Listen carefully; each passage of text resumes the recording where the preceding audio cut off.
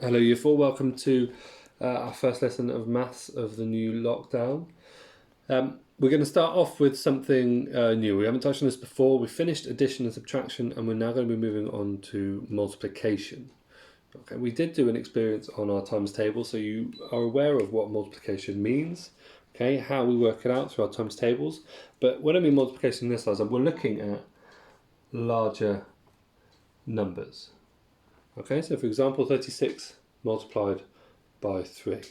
Okay, so with all our experiences, and we started using the concrete and the pictorial and the abstract, and this is going to be no different. Okay, we're starting off with a concrete.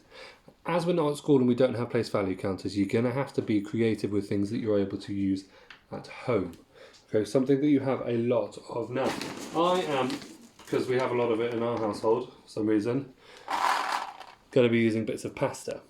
Okay, and you could use whatever you can find.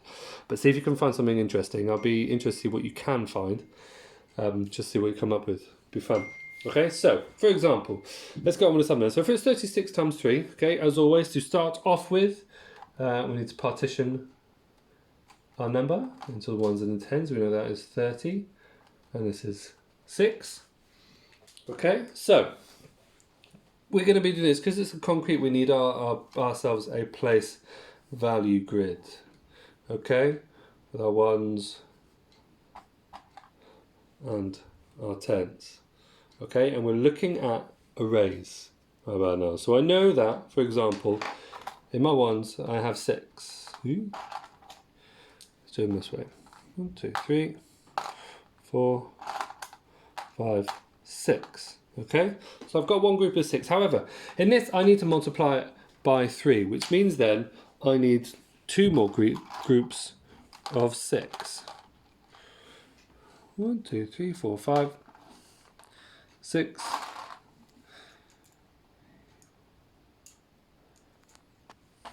5, 6.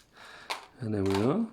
I have myself 3 groups of 6. Okay, and then in my tens column I've got 30. Now we would usually do this using place value counters, but we don't have place value counters, so we're going to have to say that in the 1s column these represent 1, and in the 10s column these represent 10. Okay, so I'm going to have 30. Okay, but of course I need 3 lots of 30 because I'm multiplying it by 3, so I need 3 groups of 3. So 1, 2,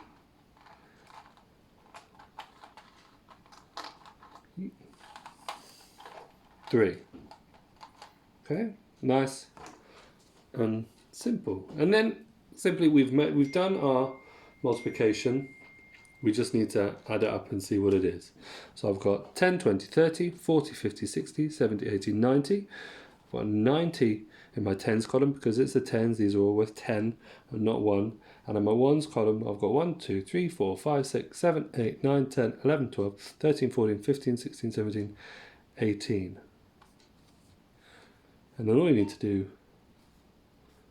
is add, 0 add 8 is 8, 9 add 1 is 10. And 36 times 3 is 108. Right, problem number 2. Okay, so with this one I've done with a larger number. Okay, and I've got 124, and I'm multiplying that by 2. So I'll start off with partitioning my number, okay, and I got myself my place value grid. Okay, I got my 1s, my 10s, my 100s. Okay, so in my 1s column I've got 4. So get my 4, which represent 4 in this instance, 1 each. This is in the 1s column. I need to multiply by 2, so I need 2 groups of 4. So I've got 1, and I now moves to 4. Okay, move on to my 10s column. So instead of equaling 1, these are going to equal 10. Okay, it's 2. Ooh. Okay, but I need 2 groups of 20. Okay, so there we go, 2 groups of 20. And in my 100s, I've got 100. So as this is the 100s column, this is going to equal 100. Not 1, not 10s, but 100. And I need 2 groups of 1, which then leaves me with 8, 40, and 200. 200 plus 40 plus 8 equals 248. Okay, so I've added some questions and some reasoning questions at the bottom of the page, okay, to help you. See if you can find something interesting. I'll be interested to see what pictures I get through, what manipulatives you can use rather than place value counters. If you have any issues, please email me or Miss Ryder Clark, and good luck.